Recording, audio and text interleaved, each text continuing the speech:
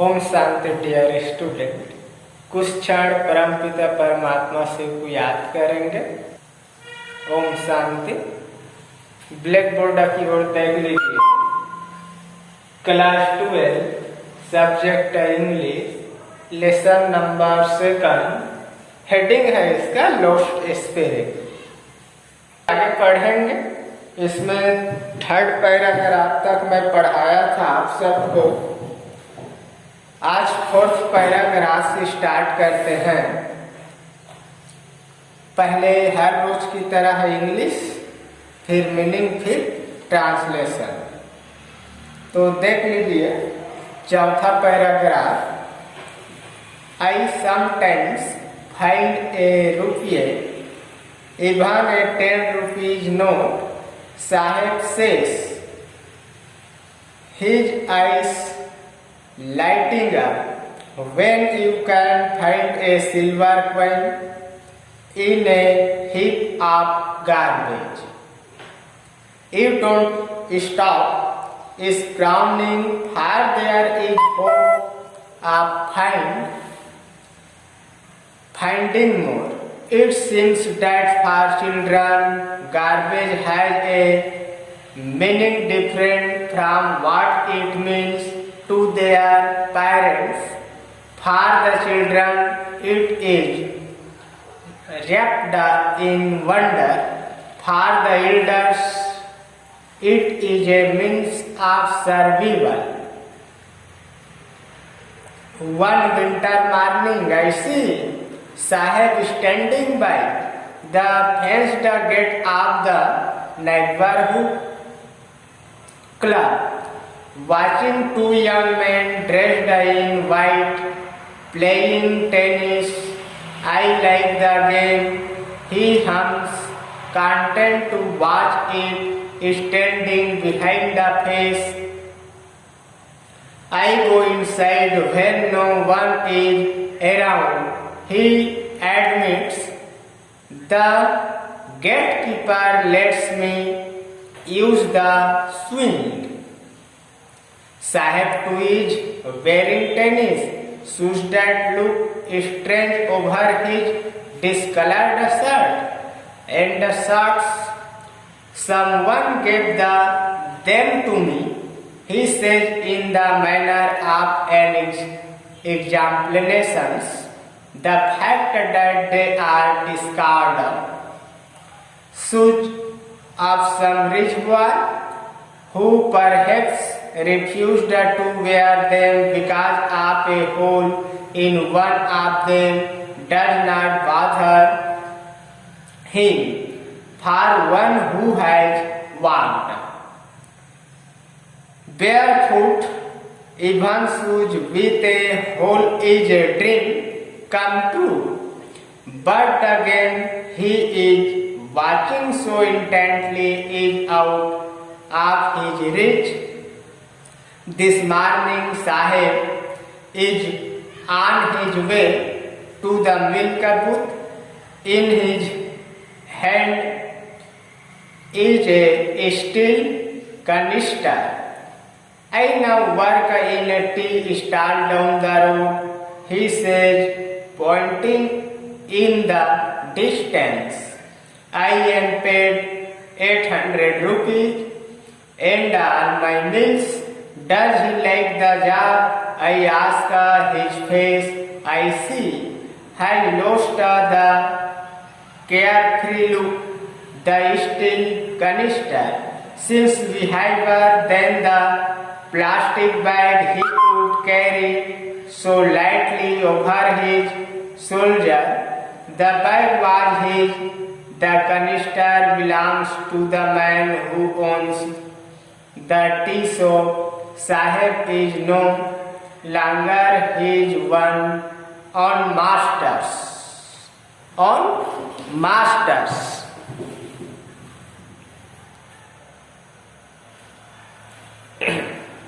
तो ये था प्यारे फोर्थ पैराग्राफ। कौन सा पैराग्राफ? Fourth paragraph. देख लीजिए मीनिंग। फेनेस्ट बाड़ा लगा हुआ।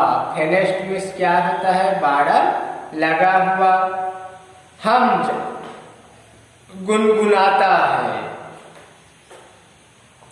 कंटेंट संतुष्ट, कंटेंट मीन्स संतुष्ट। शख्स शट माने निकर। डिस्कार्डेड त्यागे हुए। इंटेंटली ध्यान से। अर्बुत माने स्टॉल या टपरी भी कहा जाता है। तो ये है डिफिकल्ट वर्डों का मीनिंग। तो देखेंगे फर्स्ट लाइन इसका। आई समटाइम फाइंड ए रूपी। मुझे कभी कभी 1 रुपये मिल जाता है। कम कह रहे हैं एनिस जन, जो इस लेसन के लेखक हैं। इवन 10 रुपीज नोट, और कभी 10 रुपये का नोट भी मिल जाता है। साहब कहता है, साहब क्या कहता है, उसे कचरे के ढेर में से कभी 1 रुपये मिल जाता है तो कभी 10 रुपये की नोट मिल जाता है। उसकी आंखें चमक उठती है प्यारे। His eyes lighted up, अर्थात उसकी आंखें चमक उठती है। When you can find a silver coin, जब आपको कचरे के ढेर में से चांदी का एक सिक्का मिल जाता है तो क्या आप उसमें अधिक छानबीन नहीं कर डालते? भावार्थ क्या है? कुछ अधिक पाने की उम्मीद में, लालसा में क्या कर डालते हैं?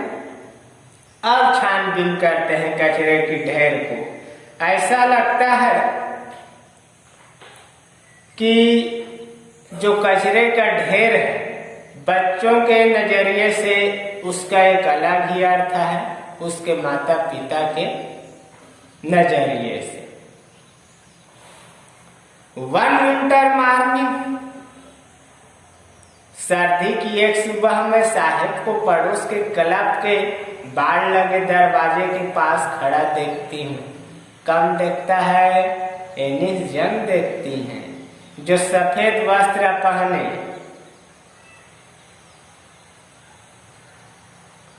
Watching 2 young man dressed in white, जो सफेद कपड़े पहने 2 युवकों को टेनिस खेलता देख रहा है।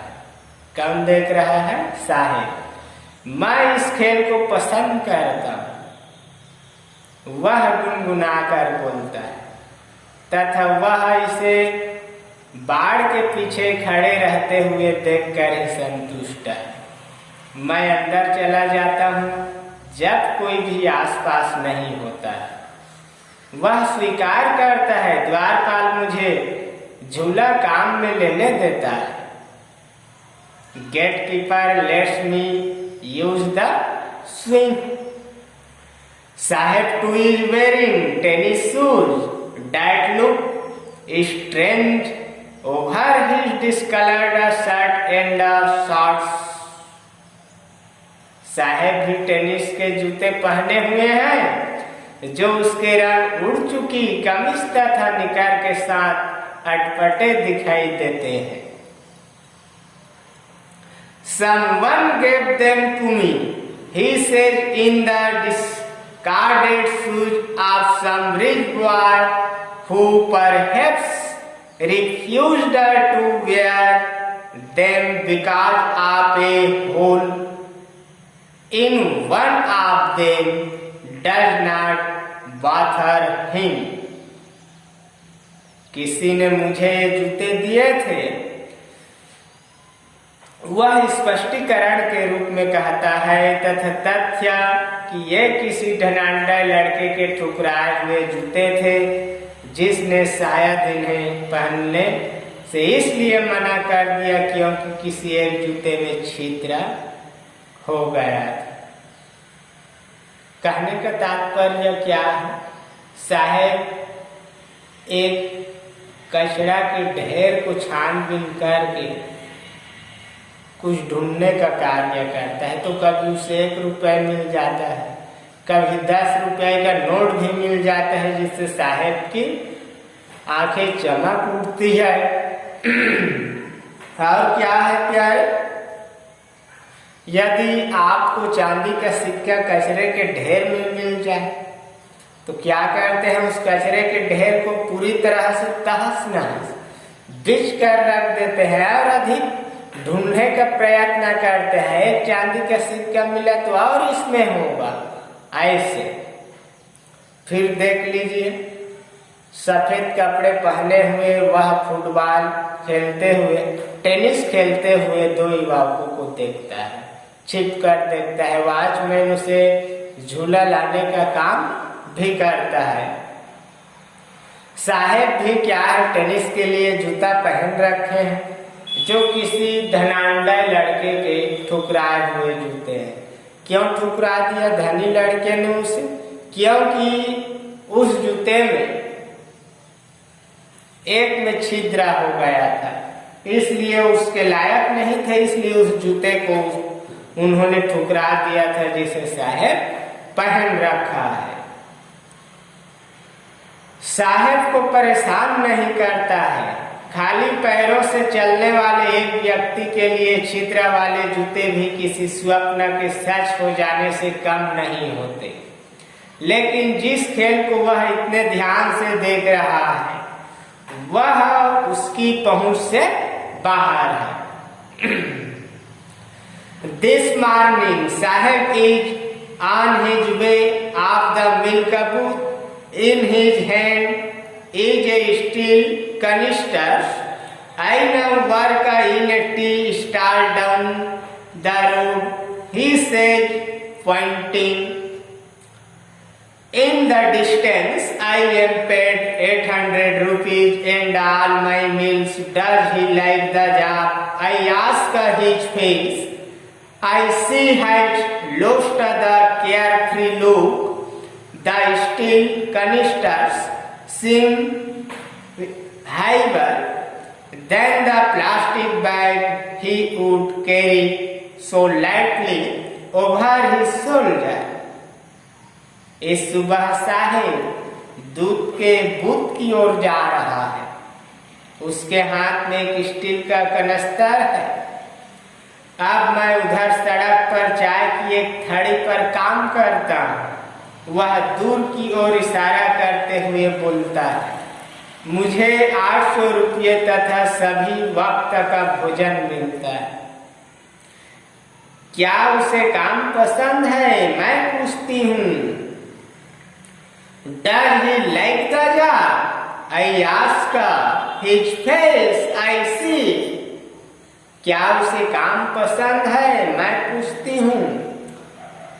मैं देखती हूँ कि उसके चेहरे ने निश्चिंतता का भाव खो दिया है। स्टील का कनस्तर उस प्लास्टिक के थैले से अधिक भारी प्रतीत होता है जिसे वह अपने कंधे पर इतनी आसानी से ढोया करता था। वह थैला उसी का था। कनिस्तर उस व्यक्ति का है जो चाय की दुकान पर स्वामित्व रखता है। साहेब अब स्वयं का मालिक नहीं रहा।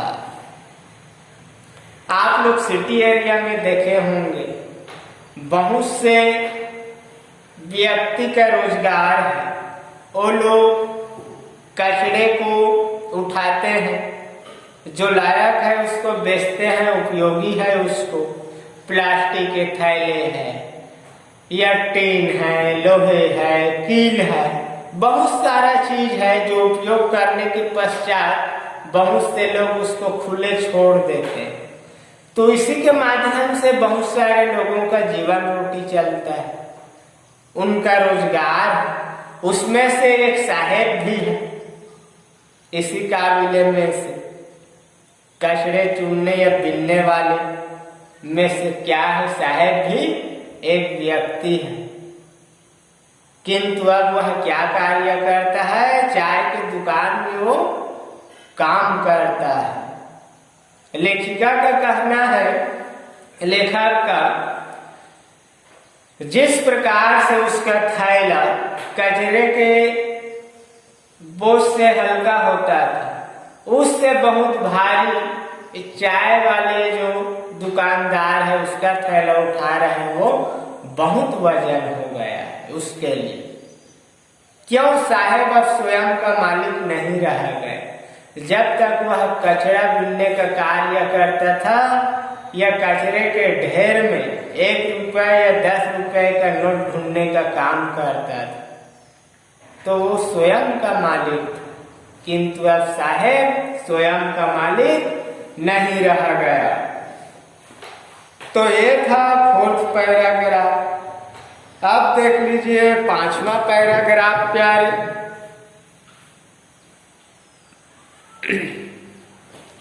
5वां पैराग्राफ क्या कह रहा है?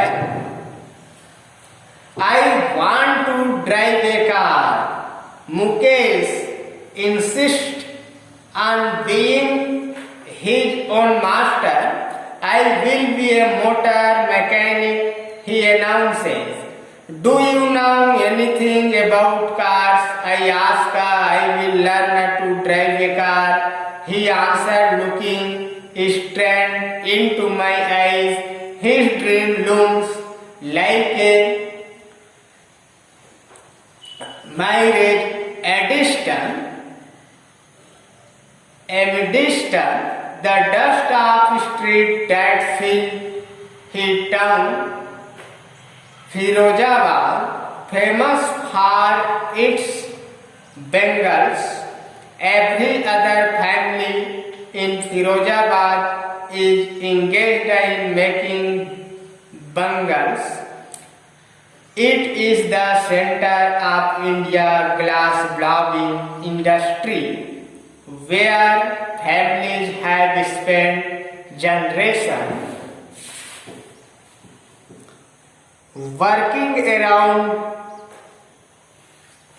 furnace, building glass, making bangals for all the on in the land. It seems Mukesh family is among them.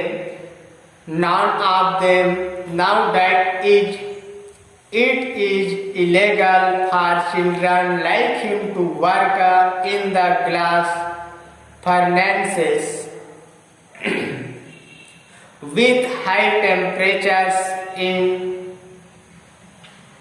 design cells without air and light that the law enforced could get him and all those 2,000 children out of the hot furnaces where they slow their daylight hours. After losing the brightness of their eyes, Mukesh's eyes beams as he volunteered to take me home, which he proudly said it being repeatedly. We walked down sticking lines chopped up with garbage, past a home that remained hovels with crumbling walls, ugly doors, no windows, crowded with families of humans and animals coexisting in a primal state. He stops at the door of one such house, bangs a heavily iron door with his foot, and pushes it open. We enter a half-built shack. In one part of it, thatched with dill grass, is a firewood stove, over which sits a large vessel of sizzling spinach leaves. On the ground, in large aluminum platters, are more chopped vegetables. A frail young woman is cooking the evening meals for the whole family. Through eyes filled with smoke, she smiles. She is the wife of Mukesh's elder brother, not much older in years, she has begun to command respect as the bub, the daughter-in-law of the house, already in charge of 3 men, her husband Mukesh and their father. When the older man enters, she gently withdraws behind the broken wall and brings her veil closer to her face. As custom demands, daughter-in-law must veil their face before male elder. In this case, the elder is an impoverished Bengal mark district. Long years of hard labor, first as a tailor, then a Bengal mark, he has failed to renovate a house, send his 2 sons to school. All he has managed to do is teach them what he knows, the art of making Bengal. तो देख लो difficult वर्डों का meaning क्या है। Insist जिद करता है, लुमज अस्पष्ट, मिराज मरीचिका, मिराज मीन्स मरीचिका, ग्लास ब्लोइंग कांच पिघलाना, ग्लास ब्लोइंग कांच पिघलाना, जनरेशन पीढ़ियां, फर्निशिज भट्ठियां और डिंजी अंधेरी गंदी, सेल्जा सेल्ज मिस कमरे, इस्लाम मेहनत करना, SLOG इस्लाम, और बिम माने चमकने लगती है, स्टिकिंग बदबूदार, हावल्ज छोटे गंदे घर, क्रम्बलिंग ढहती हुई, ऑब्ली डगमगाते हुए, को इंजिस्टिंग साथ साथ रहते हुए, प्रीमिवल आदि, सैक सैक मीन्स झोपड़ी, थैच फूस का छप्पर, और सिजलिंग बर्तन में खाना पकने की आवाज। स्पिनाच माने पालक, प्लेटज बड़ी प्लेटें, वेल मीन्स घूंघट, और इम्पावरिस्ट शक्तिहीन, रेनोवेट मरम्मत करना। तो इसका हिंदी सुन लीजिए। मैं कार चलाना चाहता हूँ, I want to drive a car. Mukesh स्वयं का स्वामी होने पर जोर देता है, मैं एक मोटर सुधारने वाला मिस्त्री बनूंगा। वह घोषणा करता है, क्या तुम कारों के बारे में कुछ जानते हो? मैं पूछती हूँ, मैं कार चलाना सीख लूंगा। वह उत्तर देता है, सीधे मेरी आंखों में देखते हुए। Do you know anything about cars? I ask her. I will learn to drive a car. He answered, looking straight into my eyes. उसका स्वप्न मृग मरीचिका की भांति फिरोजाबाद नामक उसके शहर की गलियों में भरी धूल के बीच अस्पष्ट दिखाई देता है। एक लालसा होता है, बचपना में आप लोगों को पता होगा, मैं डॉक्टर बनूंगा, मैं पुलिस इंस्पेक्टर बनूंगा, कोई कहता है मैं इंजीनियर बनूंगा, ऐसा कहा जाता है। तो उसी प्रकार से मुकेश स्वयं का मालिक है और जोड़ देता है मैं कार चलाना चाहता हूं। क्या चलाना चाहता है Mukesh? I want to drive a car.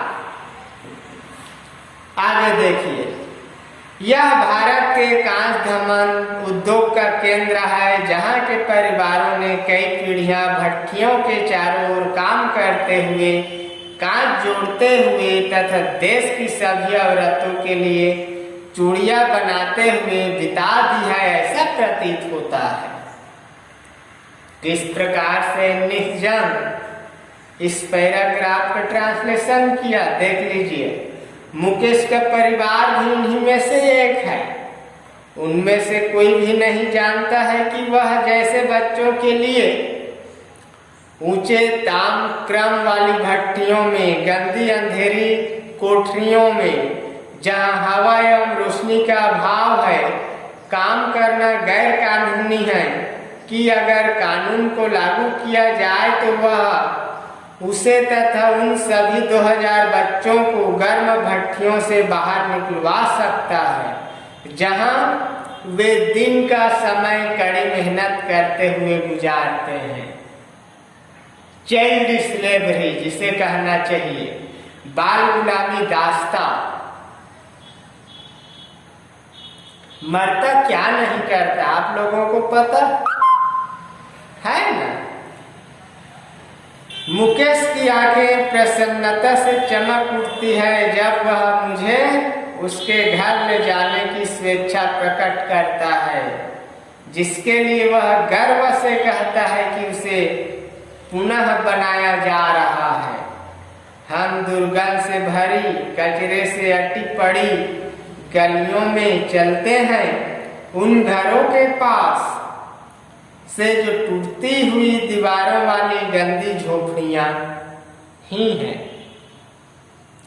जिनके दरवाजे डगमगाने वाले हैं, जो खिड़कियों से रहित हैं, जिनमें मनुष्यों एवं जानवरों के परिवार आदिम युग की भांति साथ साथ जीते हैं। वह ऐसे ही एक घर के दरवाजे पर रुकता है, अपने पैर से डगमग करते लोहे के दरवाजे पर धक्का मारता है। तो देख लो, ये होता है दुर्दशा। ऐसे सृष्टि में कई कबीले जिनको कड़ी मेहनत के बावजूद भी जीवन यापन करना मुश्किल हो जाता है। राइटर महोदय इन्हीं बातों पर ध्यान केंद्रित कर रहा है। आप लोगों को आना चाहिए किस प्रकार से मजदूर झोपड़ी में रहते हैं, किस प्रकार से समस्याओं का सामना करते हैं। शहर इलाका का दुर्गंध या साथ जीव जंतु भी उनके साथ रहते हैं, जानवर जिसे कहा जाता है। आगे देख लीजिए,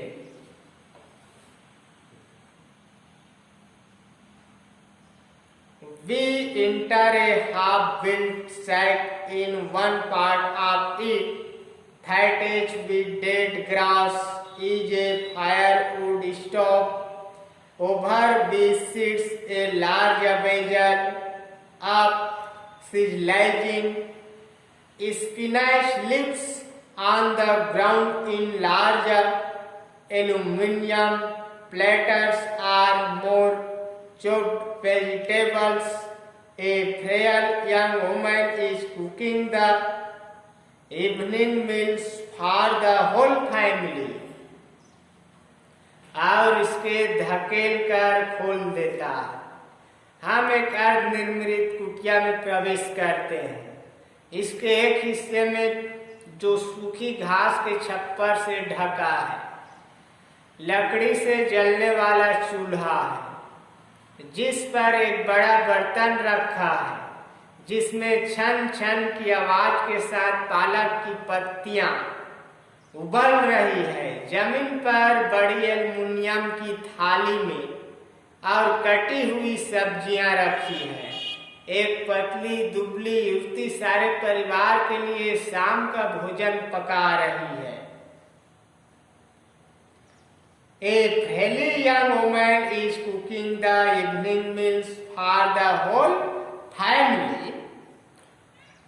Three-eyed, filled with smoke, she smiles. She is the wife of Mukesh, elder brother. धुएं से भरी आंखों से वह मुस्कुराती है। वह मुकेश के बड़े भाई की पत्नी है। अधिक उम्र की न होते हुए भी उसने परिवार की बहू के रूप में सम्मान प्राप्त करना शुरू कर दिया। पहले से ही उस पर 3 लोगों, उसका पति मुकेश तथा उसके पिता की जिम्मेदारी है।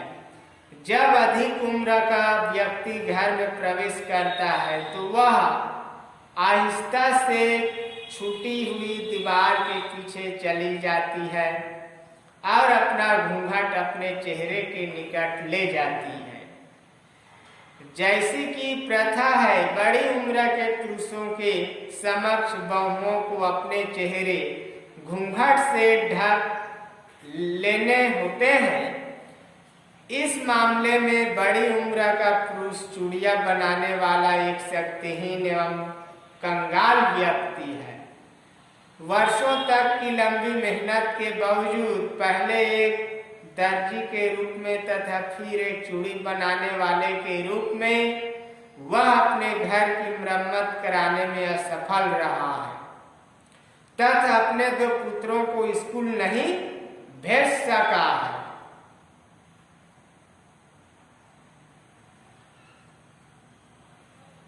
यहाँ देख लीजिए, in this case the elder is a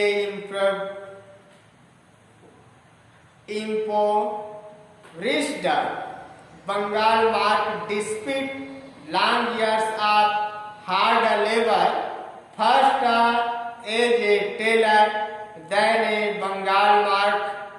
He has failed to renovate a house, send his 2 sons to school. अपने 2 पुत्रों को स्कूल नहीं भेज सका है। केवल वह उन्हें वही सब सिखा पाया है जो वह स्वयं जानता है, चूड़ियां बनाने की कला। तो इसमें यही विराम देता हूँ प्यारे। नेक्स्ट डे को 6वां पैराग्राफ इसमें पढ़ेंगे।